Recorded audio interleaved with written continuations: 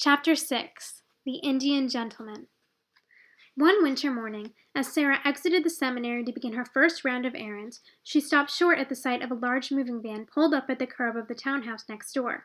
The front doors of the house were thrown open, and men in their shirt sleeves were going in and out, carrying heavy boxes and pieces of furniture. Sara had an idea that she could guess something about the people who had bought the house by looking at their furniture as it was being unloaded from the van. Miss Minchin's tables and chairs are just like her, she thought. I remember thinking that the first minute I saw her, even though I was only 7. I told Papa, and he laughed and laughed, but he agreed that it was true. Then Sara saw something that made her heart beat faster in recognition, a beautiful table of elaborately carved teakwood. The table had 6 matching chairs and a screen covered with rich oriental embroidery. Sara had seen objects like these when she had lived in India. The sight of them now, set down in the streets of London, gave her a weird, homesick feeling. One of the things Miss Minchin had taken from her and sold was a carved teakwood desk that her father had sent her.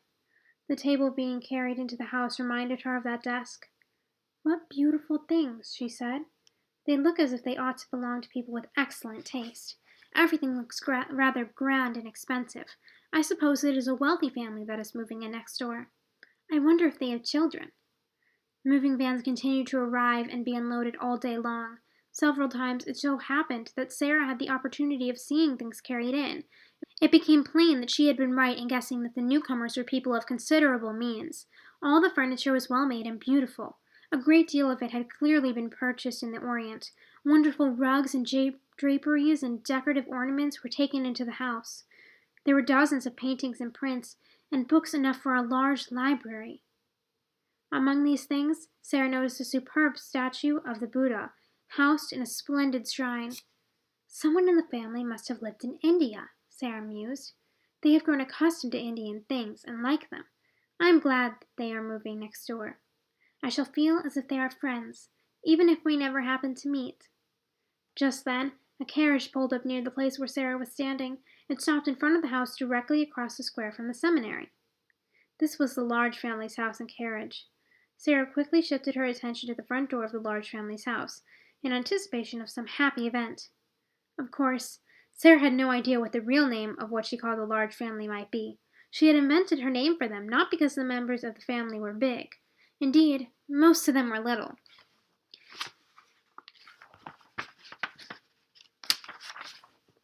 She had dubbed them a large family because there were so many of them in one large house.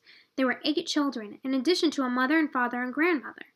There were also several nannies and servants living in the house. The 8 children were always being taken out to walk or ride, or flying to the front door in the evening to greet their papa.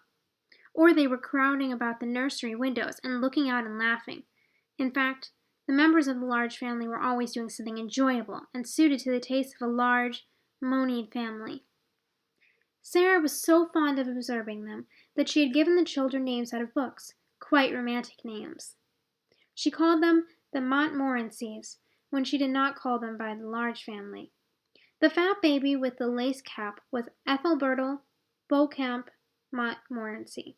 The little boy who could just barely walk and who had such round legs was Sidney Cecil Vivian Montmorency.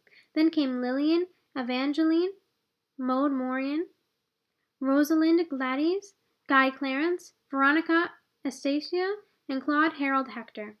And now, with their carriage waiting at their front door, it seemed to Sara that several of the Montmorency children were leaving the house for a children's party.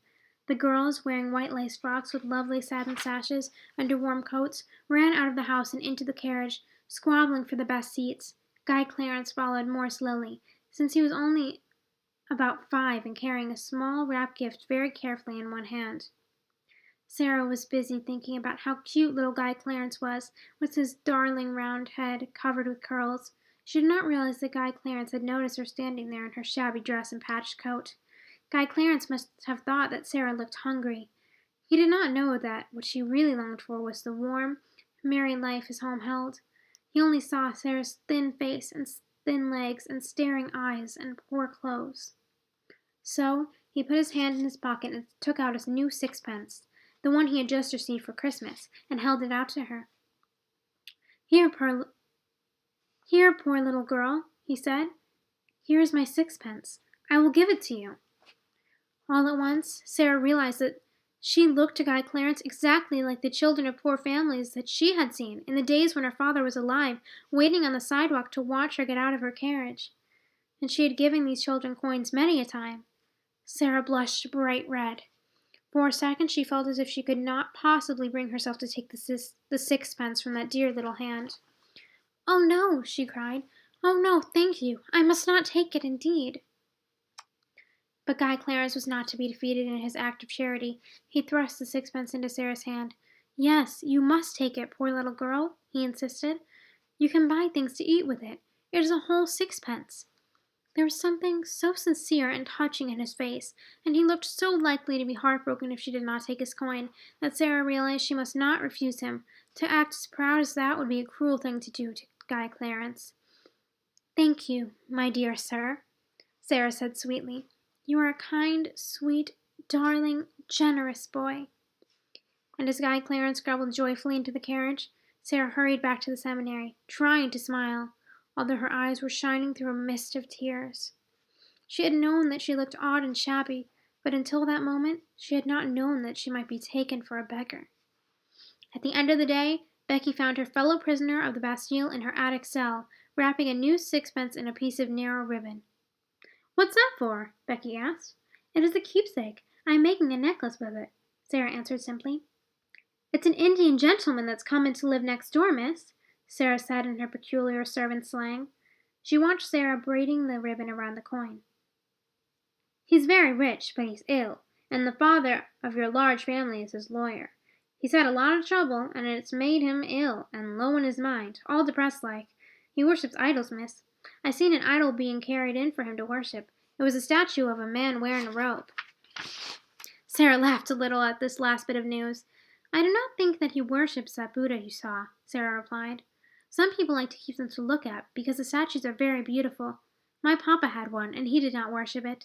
He thought it was interesting." Becky was inclined to believe that the new neighbor was a worshipper of idols, a heathen pure and simple. It sounded much more romantic. Who wanted to think of the gentleman from India as a mere ordinary gentleman born in England and back in London to sit in church with a prayer book?